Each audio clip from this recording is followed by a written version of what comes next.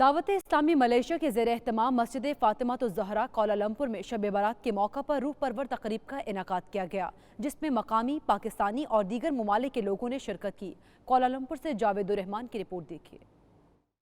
تیری چوکھٹ پہ منگتا تیرا آ گیا، میری بگڑی بنا دے شہید و سرا۔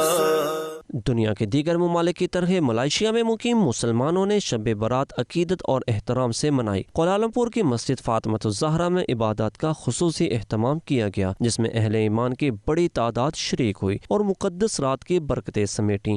محفل کا آغاز تلاوت قرآن کریم سے ہوا، جس کے بعد تقریب ذکر الہی، قصیدہ بردہ شریف اور نعت رسول مقبول صلی اللہ علیہ وآلہ وسلم سے گونج اٹھی۔